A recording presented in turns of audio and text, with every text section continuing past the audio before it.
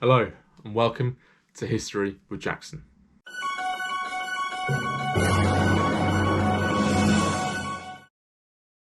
Today we are continuing our Pope series by looking at Pope John Paul II. We will look at who he was, his path to the papacy, his papacy and his death. So who was Pope John Paul II? He was born Karol Wojtyła just outside Krakow in Poland in 1920. He would study philosophy at university and he would enter the priesthood under Nazi occupation of Poland in the 1930s. At 26, Karol Wojtyła became a pope. He went on to go and study theology at university and came back to Poland and taught at the very university that he went to when he was younger. At this university he would enroll in doctoral studies, however would not receive this until 1957.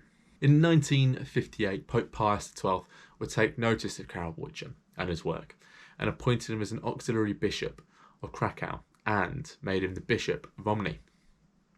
5 years later, Pope Paul VI would take notice of him as well and promoted him to become Archbishop of Krakow. As Archbishop of Krakow, Wojtyła would make several important theological contributions, and most significantly, these happened at Vatican II, one of the most important recent ecclesiastical councils. As Archbishop of Krakow, Wojtyła would make several important theological contributions, and some of these happened at the Ecclesiastical Council of Vatican II. Here it was taken notice, and in 1967 he was promoted to the role of Cardinal by Pope Paul VI.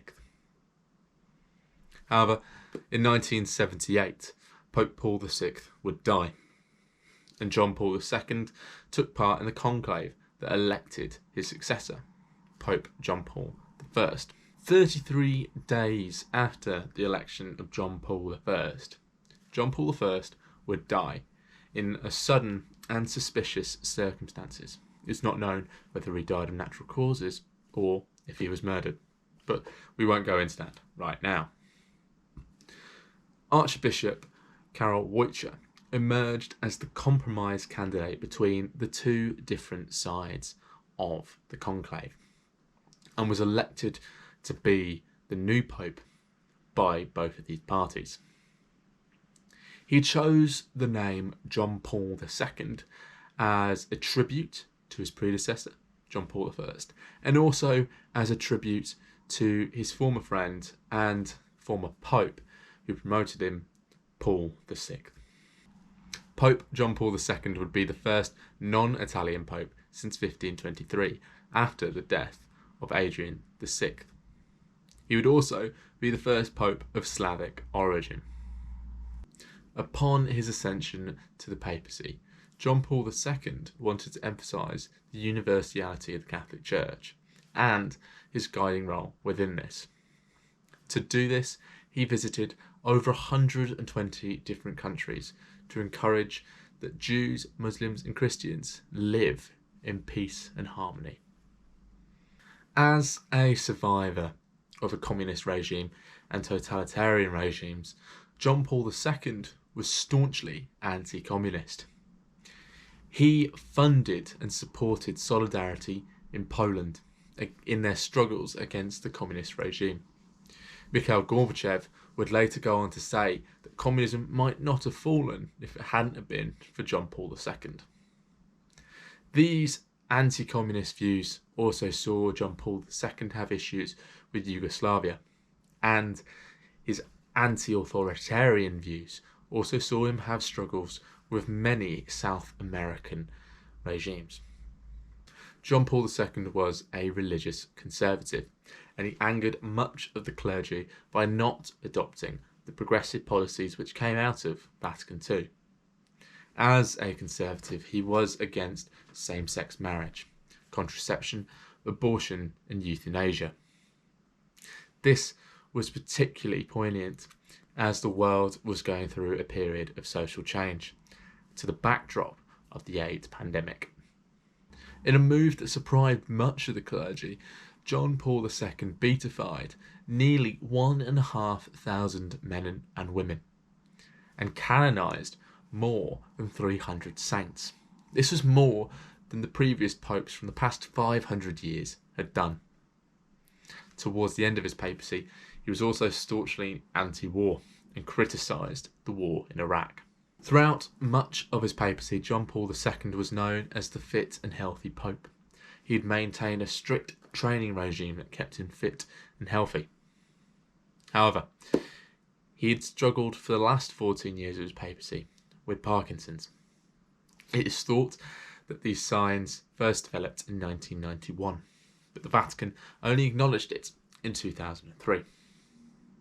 By this time, he was wheelchair bound, he was struggling to hear, he was suffering from arthritis and had slurred speech. And in 2005, he would pass away. Pope John Paul II's funeral was overseen by his right-hand man and successor, Cardinal Joseph Ratzinger, later Pope Benedict XVI. John Paul II was Pope for 26 years, which made him the third longest serving Pope after St. Peter and Pius IX. He would later be beatified by Pope Benedict in 2011 and canonised in 2014 by Pope Francis. Was John Paul II a good Pope? Despite his religious conservatism, which potentially endangered the lives of thousands, maybe millions of Catholics during the AIDS pandemic, and he risked alienating large members of the clergy and laity, his anti-dictatorial stance saved the lives of millions of people across the world. He bettered their lives by helping bring down communism in Europe. And his anti-war movement helped save the lives of thousands, maybe millions of people across the world. So yes, he was a good pope. He might not have been the progressive driver that the church wanted, but he helped stabilise the church in a period of political instability. So I hope you've enjoyed this episode about John Paul II. Now, as always, I'm just going to recommend a couple of books. I did say last week that I'll be using these two books throughout the series, but if you've missed the previous episodes, here's the couple of books that I've been using for this series. So firstly, it is The Popes: A History by John Jules Norwich. It's a very good book. It looks at popes mostly in isolation. It's very easy to read. It's quite succinct, and I definitely recommend that one. So the link again will be in the description below. And secondly, A History of Christianity by Diarmaid MacCulloch. This is a fantastic book. It looks at the history of Christianity the past 3,000 years, and it looks at things thematically but also in chronological order, so it's very interesting. I've used this for variety of different religious history projects, starts pre-Christianity right up until the modern day. So this one, my particular edition, goes up to Benedict XVI. So yeah, definitely a great book, and I would recommend. If you want to keep up with us in the meantime, please visit www.historyofjackson.co.uk. On there you can access the podcast, you can access all the videos and some of my work. If you want to keep up with us on social media, we're History of Jackson on Facebook, at History of Jackson on Instagram, and at History W Jackson on Twitter. We've recently put out a really good fun podcast episode with Dr. Andrew W.M. Smith from the University of Chichester, looking at rugby, wine and socialism in the south of France.